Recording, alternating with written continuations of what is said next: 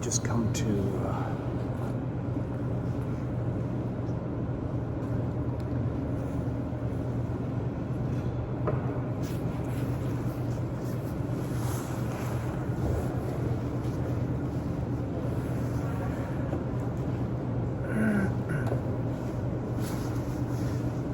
good evening. Or should I say good afternoon? So here I have in Boston Library, come to look for the Book of Life here in the Washington Room. Where else better to find the Book of Life in Boston University, or no, Boston Library, and to be able to know about life. You read about life, you do poems, and you do movies about life, but you never lived the life because you stayed in rooms like this that look surrounded by books, but none of it was life. It was all about writing down things that you imagine but you never experience. You imagine with your identity, you imagine with your color, race, gods, or the God,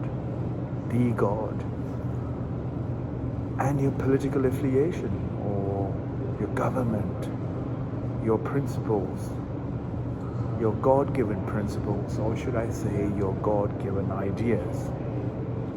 They're very good for entertainment. I'm sure you've had enough of me talking about this.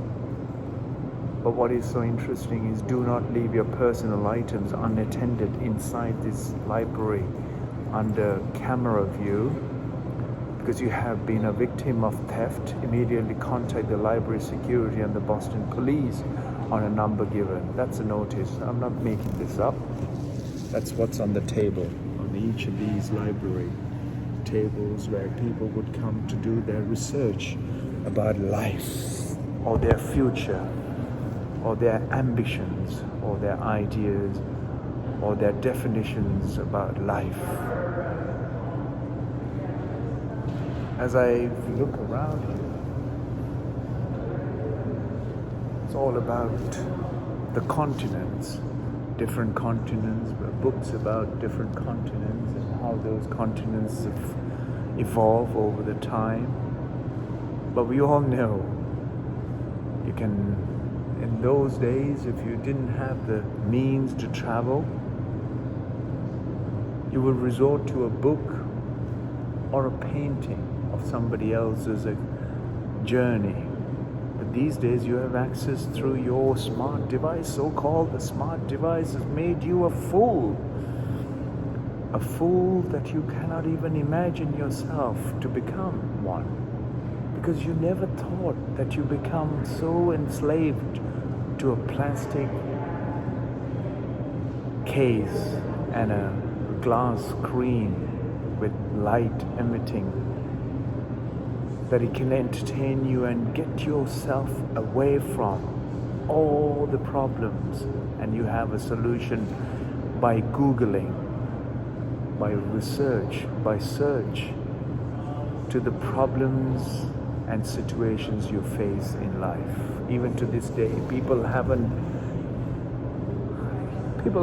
come across any other ways to become smarter anymore, because your puny intellect, the so-called education, is making sure that you become identified in such ways that you are impossible to get out of, so that you become a defined case. What do you do with a defined case? It almost seems as you are at the grave, waiting for your life to disappear, or waiting for your life to exist, or exit, should I say. from your body. Now, once you have accumulated all this wealth of knowledge, the wealth of education, certification, identification, definitions, what do you do with a dead body? All you can do is put it back to earth, where it can at least produce some microbial activity on the soil to be rich, and that rich soil can produce, if you throw death at it, the soil will produce life. And that's how our life has depended on this planet, not through your technology, not through your knowledge, through books, by reading books and researching books about life, but living it, you will know life. The only way to know life is by life experience, the living the experience of life. Any other approach you funnel yourself into, it'll get you into a corner where when situations hit you, the only way that you find a solution is to either resort to a chemical solution or to alcohol. Or in other words, find words to describe yourself, the situation that you put yourself in, called distress, stress, mental anxiety, bullying, torture. All of these nonsense are entertaining. But if you make yourself in a way that your hard skin, just like one of those worms, it's an eco-friendly worm, that your hard skin, that all the situations that you make yourself into well-being and health, because ultimately that is what will keep you engaged in many different ways, as long as your health is in tune with the existence. The health of the existence and the health of your mind is a consequence of your health of your body, the health of your way you live, the health of the decisions that you make, health of the way you establish yourself to become a useful human being. Otherwise, what is the use of being a human if you make yourself worse and less than any other creature that's on the planet? And this is the path that the human beings have chosen today, to become useless and depend on solutions, chemical solutions, when you are the only solution in every chemical reaction that you produce through your thought, your emotions, your actions, your meaningless words, like what I'm speaking to you about. If it ever touches you in any way, I'm not here to make you enemies or gain credentials or credit or thumbs up or thumbs down. Either way,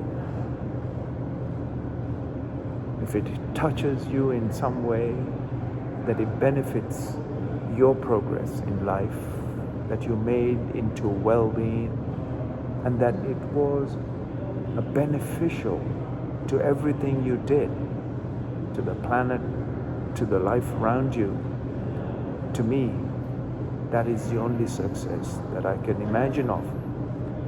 But your success makes everyone else's life a hell, a misery, an unimaginable suffering and struggle around you and on the planet, and the breakdown of the planet's very life-making resources, and it benefits you as an individual and destroys every other life and makes every other life an absolute misery. I would ask you to step down from whatever you're doing and just sit in a corner and become at least pleasant. Smile with everyone else that's walking past you instead of carrying a long face, because these days it seems long faces are what people are carrying. Not even a smile, not even a hint of a smile in their face, because they're academics. They're so academically advanced. It seems that they're carrying the entire burden of the weight of books they have read, the books they have written, the philosophies and ideas and theories and miseries they have constructed in their head. It seems they are living a very burdenful life. What is the use of that? Be at least joyful that you are academically advanced than the one next to you. Here I am, sitting with no one. There is no measure. The only measure I have here is myself and the conversation I'm engaged with this smart device. So here I am. I've found a place that I don't have to share the table with anyone and to measure myself that I'm nothing. I'm simply nobody. When you're nobody, you will do everything in your life to benefit everyone. Becoming nobody, becoming unidentified, becoming simply life, you will benefit life within and around and everywhere. That you're inclusive with life, that you include everyone else's life. You don't need to tell and brag about your academic credentials or academic prowess or your titles. Does have no meaning to anyone when you're on your own. And that's what must remember.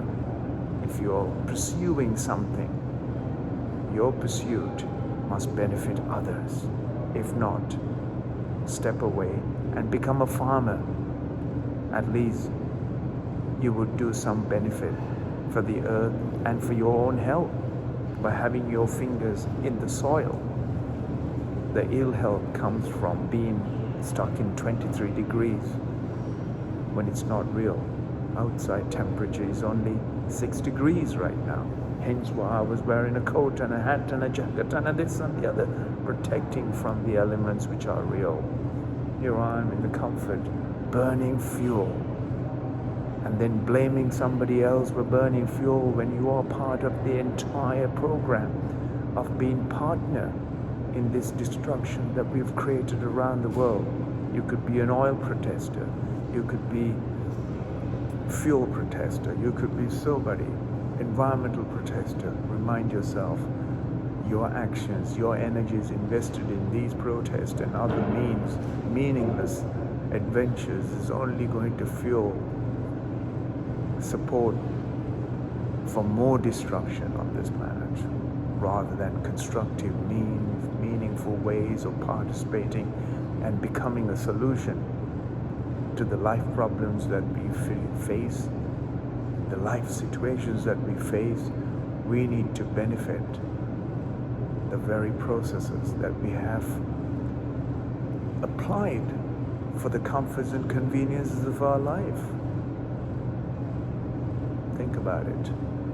And I will leave you with those dreams in your imaginations, not to ever realize, but to realize your life, that you're fragile, impermanent, mortal creature, that just as others die, you are fragile and mortal in nature, that you will also, myself included, will not exist here if you all contribute to this mess that we have created around us. It's time that we all be partner in making life a beneficial and making processes that benefits and make life well, not just for yourself but for everybody else. Thank you from the Washington Library room here in Washington Library room here in Boston.